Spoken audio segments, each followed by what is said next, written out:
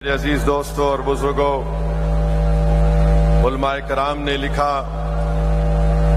میں نے ان کی زبانوں سے سنا کہ انہوں نے یہ لکھا اور فرمایا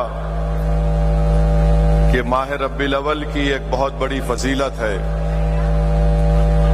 اور علماء کرام نے تصریح فرمائی کہ ماہ ربیع الاول کا مرتبہ ماہ رمضان سے بھی بڑھ کر ہے، اس لیے کہ رمضان میں اللہ سبحانہ و تعالیٰ نے قرآن کریم کو نازل کیا، تو اس ماہ مبارک میں اللہ سبحانہ و تعالیٰ نے قرآن والے کو بھیجا۔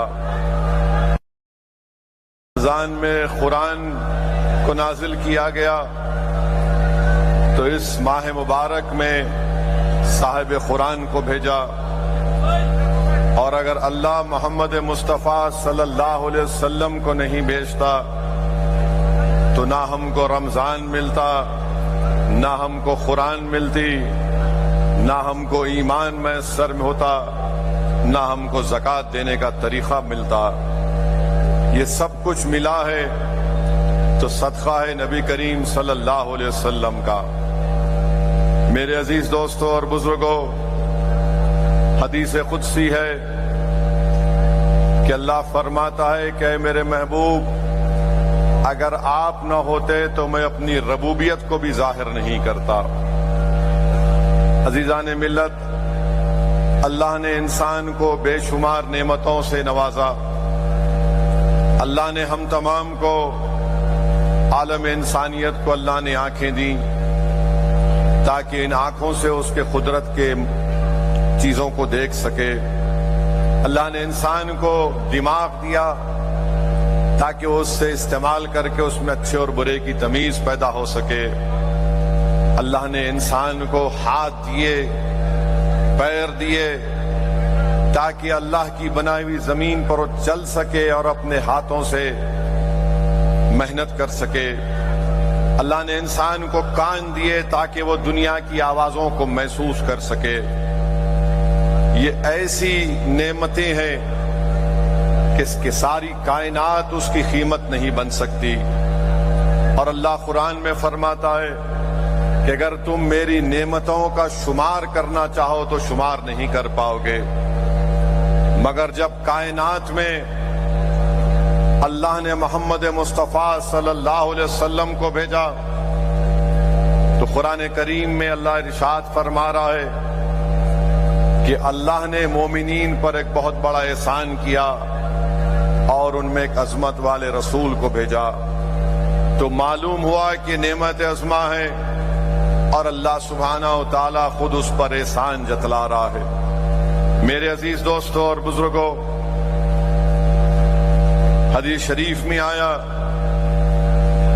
کہ ایک صحابی رسول صلی اللہ علیہ وسلم سے پوچھا کہ یا رسول اللہ صلی اللہ علیہ وسلم، ہم آپ کو قیامت کے دن کہاں پر پائیں گے؟ تو اللہ کے رسول صلی اللہ علیہ وسلم نے ارشاد فرمایا کہ 3 مقامات پر مجھ کو پاؤ گے۔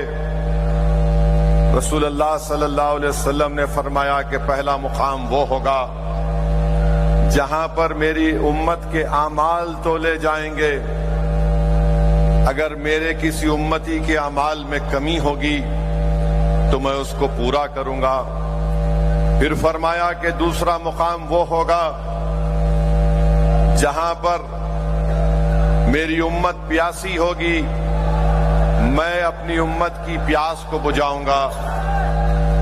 اور رسول اللہ صلی اللہ علیہ وسلم نے فرمایا کہ میں اپنے ہاتھوں سے میری پیاسی امت کو آب کوثر کا جام پلاؤں گا۔ پھر تیسرا مقام رحمت اللہ علیہ صلی اللہ علیہ وسلم نے فرمایا، وہ تیسرا مقام یہ ہوگا کہ جہاں پر میرے امت کہ اعمال تولے جائیں گے، میری امت پیاسی ہوگی، میں ان کی پیاس کو بجھاؤں گا۔ تیسری جگہ آقا نے فرمائی کہ میری امت پل صراط کو پار کرے گی، جبریل امی اپنے پر بچھائے ہوں گے اور میں اللہ سے دعا کروں گا کہ رب سلم یا امتی. اللہ کے رسول صلی اللہ علیہ وسلم دعا فرمائیں گے کہ یا اللہ میری امت کو سلامتی سے گزار دے پل صراط سے. اسی لیے کسی نے عشق میں ڈوب کر کہا کہ رضا پل سے وچ کرتے گزریے کہ ہے رب سلم صدائے محمد. میرے عزیز دوستوں اور بزرگوں، اللہ سبحانہ و تعالیٰ قرآن کریم میں ارشاد فرماتا ہے وَالْأَوَّلُ الْآخِرُ وَالظَّاهِرُ بَاطِنُ وَهُوَ عَلَى كُلِّ شَيْءٍ عَلِيمٌ. شیخ عبدالحق محدث دہلوی مدارج النبوہ میں لکھتے ہیں اس قرآن کریم کی آیات کے بارے میں کہ یہ حمد خدا بھی ہے، یہ نعت مصطفیٰ بھی ہے، یہ صفات الہی بھی ہے اور یہ صفات رسول بھی ہے. میرے عزیز دوستو، امام جلال الدین سیوطی خصائص الکبریٰ میں حدیث شریف لکھتے ہیں کہ اللہ کے رسول صلی اللہ علیہ وسلم جب سفر معراج پر گئے تو بعض حضرات نے رسول اللہ صلی اللہ علیہ وسلم کو اس طرح کہہ کر مخاطب ہوئے اور کہا کہ السلام علیکم یا اولو، السلام علیکم یا آخرو، السلام علیکم یا حاشرو. جبریل امین نے کہا کہ یا رسول اللہ صلی اللہ علیہ وسلم یہ سلام کرنے والوں میں حضرت ابراہیم علیہ السلام ہے، حضرت موسیٰ علیہ السلام ہے، حضرت عیسیٰ علیہ السلام ہے. تو معلوم ہوا کہ انبیاء بھی رسول اللہ صلی اللہ علیہ وسلم کو سب سے اول مانتے تھے. اللہ نے سب سے پہلے میرے نبی کو نور کو پیدا کیا اور آخری رسول بنا کر بھیجا.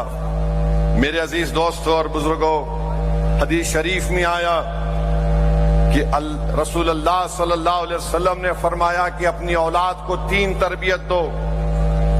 ایک، اپنے رسول سے محبت ان کو سکھاؤ. ایک، دوسری اہل بیت سے محبت سکھاؤ. اور تیسرا، ان کو قرآن پڑھاؤ. کیونکہ جو قرآن کے حاملین رہیں گے حشر کے میدان کے دن وہ انبیاء اور اللہ کے سائے میں رہیں گے، جس دن کسی کا سایہ نہیں ہوگا سوائے اللہ کے. اللہ کے رسول صلی اللہ علیہ وسلم نے حدیث شریف میں فرمایا کہ ہر نبی نے اپنی دعا، ایک خاص دعا اللہ نے دی، اس کو استعمال کرنے میں جلدی کی. رحمت للعالمین صلی اللہ علیہ وسلم نے فرمایا کہ میں نے اپنی اس دعا کو میری امت کے لیے اٹھا کے رکھا ہوں اور میری یہ دعا میرے امت کے گناہگاروں کی شفا کے لیے، شفاعت کے لیے استعمال کی جائے گی.